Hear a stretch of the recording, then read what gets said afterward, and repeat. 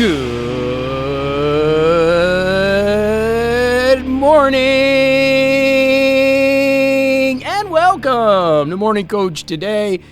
I am so glad you're with us. Hey, it's JB. It's March 27, 2023, episode 4917. We got a great week packed for you. A lot of things happening. As you know, we're still closed at Morning Coach. We opening up maybe this weekend. We still got a little time. We've got personal podcasting coming, some ILD content in the new Morning Coach 5.0.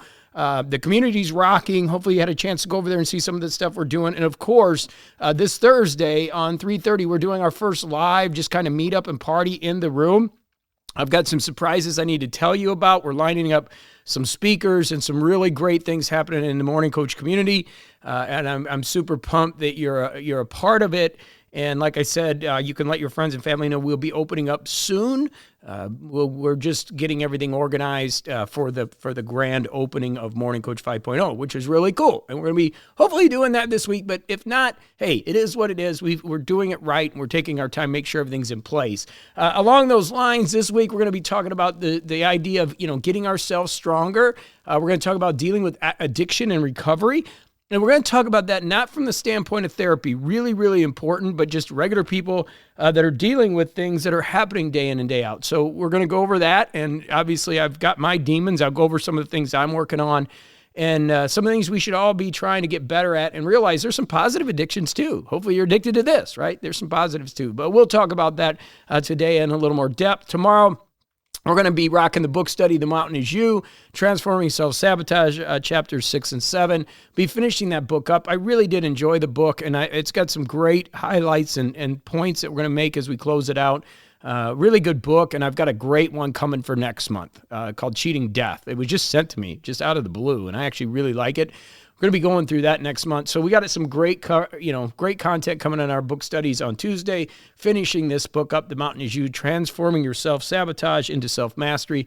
A good book. Wednesday, we got the importance of community and dealing with recovery and overall health and how we're going to be working with that. I know it's going to be a great day that Wednesday, because I really feel that it is this community aspect of things, especially when we're dealing with communities and trying to make change.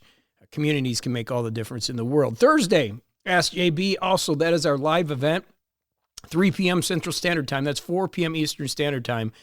If you go into your community and you go into the meetups, you're going to see it. It says meetups and challenges. Please go up there and you can connect your calendar to it and you can be there live.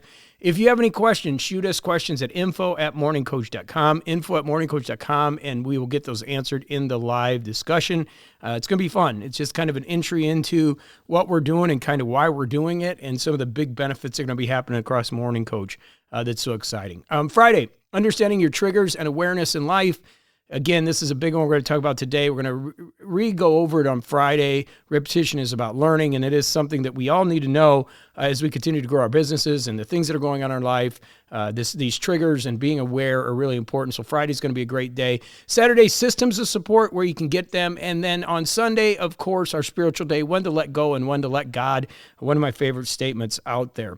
But again, we'll preface this with just letting you know we are not therapists. And I think it's really important to understand the delineation between the type of education that you can get online or in the real world, right? So online or in the real world, there's people considered therapists, there's people considered coaches, there's people considered consultants, and there's people considered educators, okay? So just to kind of let you know the way they are, a coach is somebody that listens.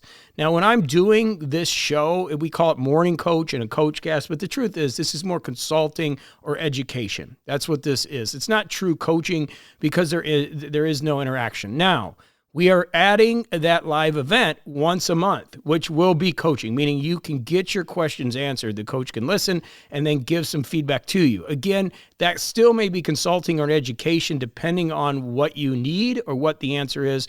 But typically coaching is a one-on-one relationship where you communicate and you listen, right? That's the difference. Consulting is a relationship where you're telling. I do a lot of that. I do more of that. I'm not the best coach in the world. I'm a listener, but I'm more of a consultant and educator doing this for 30 years, right? So it's the one-on-one stuff I rarely do. I do have a few clients, but very few. And those are people that, have reached out to me and said, hey, JB, I need some specific help. And typically those are stress-free, meaning we don't put much on the calendar. It's more just, when they need me, they get me, and there's something that we discuss and we work that way. But that's what coaching is, okay? So coaching is that way. A lot of people out there are saying they're coaches when the truth is they're not. They're consultants or educators. That's really important. The other real fine line that gets scary with coaching is therapists. Now, therapists are licensed. Typically, they're licensed by the state, and that can go any different direction, whatever your thought process is about licensing, etc. But there are some legalities to therapy, and you can't practice or treat as somebody that isn't licensed, at least in the United States. And we don't do that. That's something that we don't do. We don't want to be therapists. We have therapists that listen. We've got longtime members that are therapists here. And a lot of therapists do a great job. My only caveat with therapists is that you need to make sure it's somebody that has your best interest at hand and isn't just looking to build their business. And that's the same with coaching, consulting, educating, all those things. Typically, with my coaching, it's a long-term deal. My longest clients have been with me 18 years. And the reason they've been with me that long is because I am a trusted advisor. We discuss things that they can't talk with their family, they can't talk with their business or their board, and they just need somebody to be there. And that's where my coaching comes in.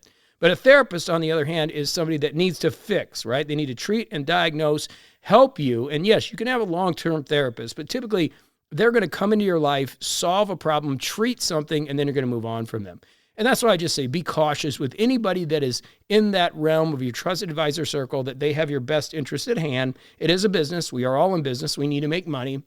It's what we do, but you want to have the best people in your corner. So with that being said, we are going to talk about dealing with recovery and addiction. There are many times that you're going to need professional assistance in this area, okay?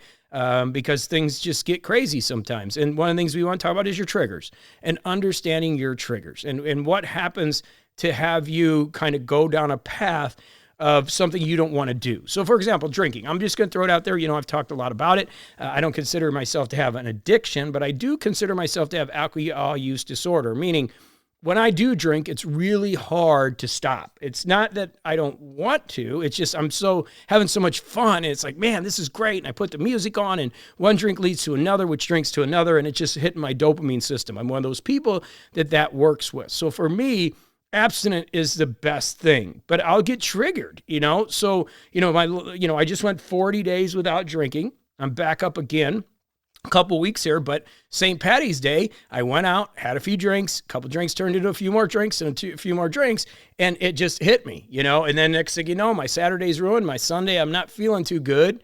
And then Monday and Tuesday, I'm kind of like this lazy mental person, and I had to work myself through that because I allowed myself to get triggered. And what was a trigger? It was college basketball. I mean, the dumbest thing, I'm watching my buddy Matt Painter and Coach Purdue Boilermakers, and they get beat by a 16 seed. And I'll never forget, I'm just sitting there watching the game, and I'm feeling so much anxiety and stress for them. I'm empathetic, right? I'm feeling that stress. It's coming at me so hard. And I'm like, you know what? One drink isn't going to hurt you. Let me just have a drink. It'll help settle me down. And as I watched the game, one drink became two became three. I had a couple scotches. Next thing you know, I was drinking again. And then, I had some friends call, hey, let's watch the next game. And they came over and brought a bottle. And it just happens, right? And it's like one thing happened to another. And then I stayed up Friday pretty late. We watched the games. They stay up late, right? And so then I felt terrible. So again, we could say that's addiction or not, whatever you want to call it. I consider it alcohol use disorder. And a lot of people say it's just having a good time. But to me, it doesn't help me in my life. It doesn't support me living my best life. And it's something I don't want in my life. Even though, it's there, I don't feel guilty about it. It's just something I don't want. And all I can do is move forward from it and understand why did that happen. And so for me, again, one of the triggers that I have that I would ever pick up an alcoholic drink and drink is stress. It's anxiety. And so the thing you have to do with these type of situations, if you don't need professional help, again, if you've got something that's serious, a drug addiction, an alcohol addiction, some type of chemical addiction, even smoking, whatever, you can get professional help in these areas. And I would stress you to get professional help. But if you're like me and you're, kind of doing it on your own and you're just like, well, what's going on? What we've got to do is we have to look at our triggers. We have to understand what is happening with us. And then the next step, and this is what's so critical, is that when you're dealing with the past, you just can't let it go.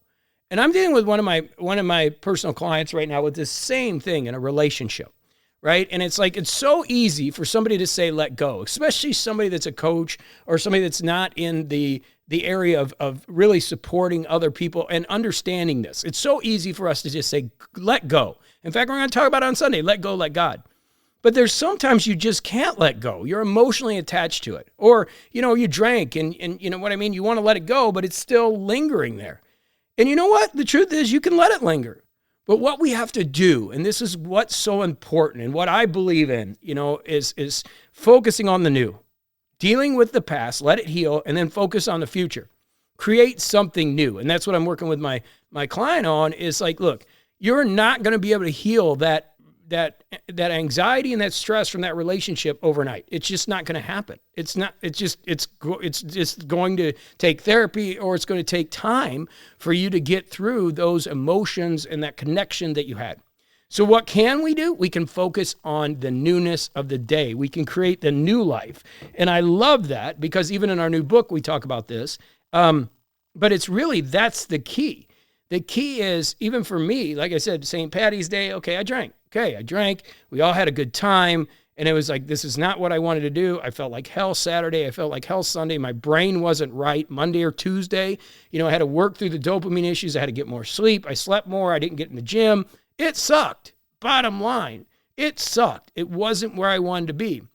So looking at that is, okay, that's my past. That's something I did that wasn't something that I really wanted to do. And we all make mistakes. There's nobody that's perfect, right? We all make mistakes. So it's like, okay, a mistake was made. What am I going to do in the future to not allow that to happen so I don't have that Saturday or that Sunday that I feel really bad? And again, I went 40 days before and it was great. And now I'm back up and I'll go 40 days or 50 days or whatever, however long. I am not going to get so far ahead of myself. All I'm doing is loving life and focusing on who I want to be. Does that make sense? I mean, this is so critical to understand because if you aren't getting therapy, and again, I suggest that if you got something that you're dealing with that you need to, then it's great. Go get it done. But if you are dealing with it yourself and you're using our stuff as personal evolution, as a lot of us are, then we've got to recognize the patterns and the things that are happening in our life. We've got to understand and be aware. That's why the minimalist, the abstract, the methodical, the complex, and the quadrants of thinking, the white belt stuff that we talk about are so important. Because the more you can understand the way you work, the way you trigger, the way things make it happen to you, you can make the changes to allow you to change your future. Okay? And we know, we've all talked about it a million times, that the only moment we have is really now. Is the future going to happen? Yes, the future is going to occur. But what we have to do is focus on the newness. And personally, that's what I love about life. That's what I love about Mondays. Okay? So here we are on a Monday. It doesn't matter what has happened before, okay? We are now starting fresh if we're able to look at life in that manner and go, okay, these are the things that I want to do to make my life better. These are the things that I want to avoid. These are the demons that aren't serving me. These are the mistakes I've made. And again, it could be relationship issues. It could be parenting issues. It could be business issues. It could be chemical issues. It could be whatever it is that you're dealing with. It's okay. And you got to breathe. And sometimes the worst advice you can get is to let go of the garbage because it's hard to let go. And I get it. Sometimes you're attached to that garbage. But what you can do is focus on the newness of life. You can focus on the new things you're going to create. And that's the beauty of life. That's what's so awesome about it. You can start fresh. You can let it go and you can change. I get it. It's hard. And one of the things we're going to talk about Wednesday is community and how important it is to have the right community around you. Because again, that weekend, I didn't have the right community around me. If I had the right community around me, I wouldn't have drank or I would have stopped because they would have said, hey, that's enough. We don't need to keep doing this party because that community was the party community. And so understanding that and understanding who you want to be doesn't mean you have to get rid of everybody. You just have to realize and be aware of what is going on. Because in a typical day, without that pressure and stress and the empathy that I was feeling, I've been around that community a lot while they drank. But I let my guard down. That's okay. I'm not going to beat myself up. What I'm focusing on is today and the rest of my life and everything that we do. Okay? So just to put this all into like summary, as we get started this week, it's a great week to get started.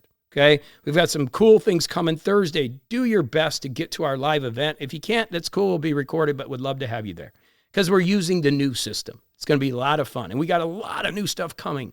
Personal podcasting, which is the dream for so many people to be free. I'm going to be teaching that. We've got some new resources that are coming to help you with some of the testing and things that we do to find out more about ourselves. So many different directions, so many different tracks that I like to call them.